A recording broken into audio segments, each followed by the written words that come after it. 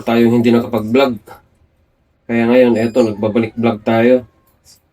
Ini-introduce ko po sa inyo ang bago natin. Phantom Gen 3. G3. Ayan. Phantom G3. Bago na po yung design. At saka marami na rin siyang special features. Ang number 1 na pinaganda rin dito ay ang trigger.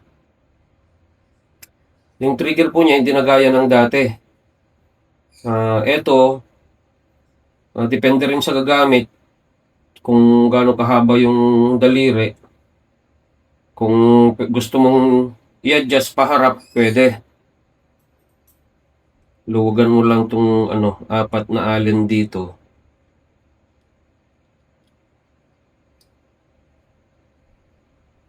Ganon din sa kabila.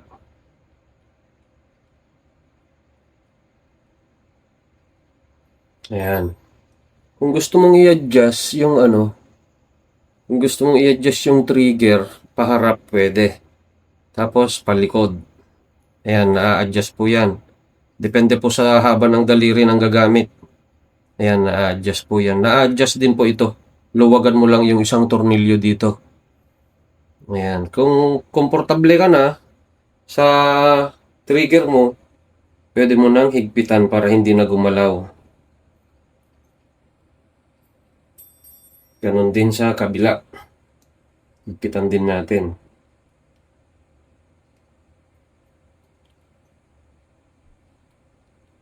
Ayun. Ayan. Maganda na yung trigger. Kung gusto mo naman sa sensitivity naman, merong slot dito ng allen. Pihitin mo lang pahigpit pag gusto mong sensitive. Paluwag naman pag medyo may laban. Ayan, yan po yung yung trigger natin. Maganda na. All stainless pa rin. Tapos ito yung lock ng trigger. Yan, nakakalabit mo yan. Pag binaba mo, yun, hindi mo na makakalabit. Ito kasi linagyan ko siya ginawa ko siyang 2-stage. Para pag naglalaro ka, pero hindi mo makakasa pag nakalock, dapat i-unlock mo. Tapos ikasa mo. Yan kasi ang gusto ko may second stage. First stage, second stage. Yun yung gusto ko sa trigger niya. First stage, second stage. Ayun, kita po ba? Hindi ko kasi makita dito.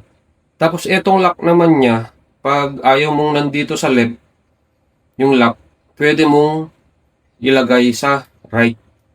Natatanggal yan. Pwede mong ilagay sa right. Ayun.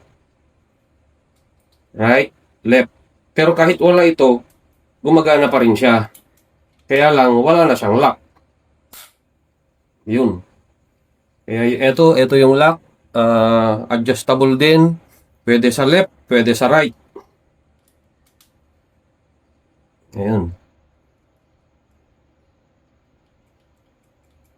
Ayun, maganda yung natin. Sa trigger mechanism, sa lock, maganda. Tapos, dito naman sa hammer tension at valve tension, pag magfa-fine tune ka, hindi mo na kailangan magbaklas-baklas. Di na maraming baklasan.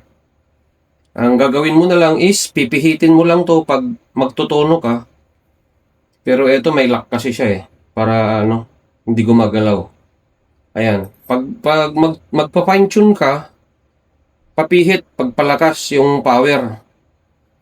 Tapos, pag nakuha mo na yung tamang tono, ganun din dito, pahigpit din pag gusto mong i-adjust yung tension ng valve spring.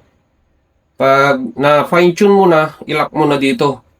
May allen dito na isa.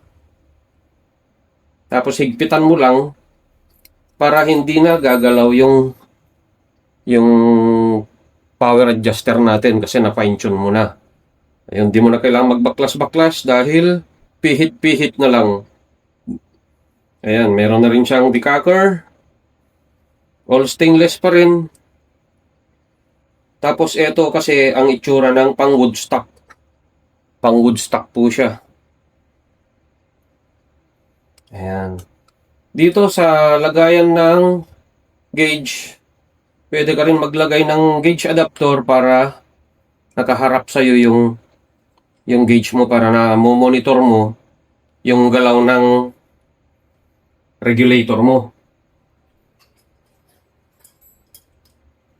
Tinulong lang natin ng para masentro natin. Ayun. Ayun. Okay na. Yung lagayan ng gauge natin. Ayan. Ito yung itsura ng pang Woodstock.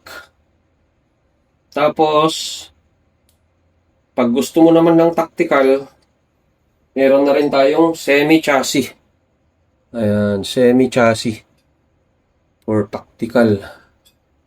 May lagayan na ng bipod at saka tank protection. Ayan. Kung ilalagay mo ito, tanggalin mo lang yung lock. Yan yung lock natin. Tapos, saka natin ilagay yung semi-chassis. Higpitan lang to ng Allen wrench.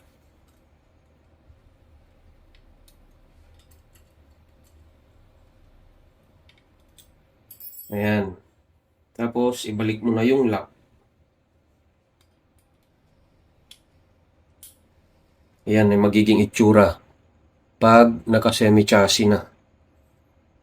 Astig, di ba? Ito yung lock. Hindi mo na makakalabit yan. Tapos, ang kagandahan pa niyan, pwede mong ilipat yung lock. Ilagay sa kabila. Ayun. Ayan. Ito yung itsura ng Gen 3 natin. Yung plenum, mas maliit ito kaysa sa Phantom X. Yung Phantom X natin is 9 inches. Ito 8 inches lang. Pinaliit pero mas pinalakas. Ito. Tignan natin yung yung plenum ng Phantom X natin. 'Di ba malakas na tong Phantom X natin kasi ang laki ng plenum. Ayan, yung plenum niya. Pero ito mas mahaba kumpara dun sa Phantom X. Ayan yung plenum ng Gen 3. Ito naman yung plenum ng Gen 2. Yan yung diferensya nila. Malaki yung diferensya. Kumpara dito sa Gen 3 natin. Mas malaki yung plenum. Mas pinalaki yung plenum dito, mas pinalaki din yung plenum dito. Almost the same sila ng butas dito. Siguro nagtataka kayo kung paano tanggalin to. May special tool kami para dyan. May special tool po kami para dyan. Ito po yun. Yung special tool namin para matanggal yung valve cover. Ito po. Ayan. Phantom Gen 3. Mas pinaganda, mas pinalakas. Futuristic design. Medyo advanced na siya. Sunod, testing natin yung power. Ibuo muna natin, tapos saka tayo mag-testing sa power. Kung anong ibubuga ng Gen 3. Phantom Gen 3. Ayan mga Phantom, thank you for watching po.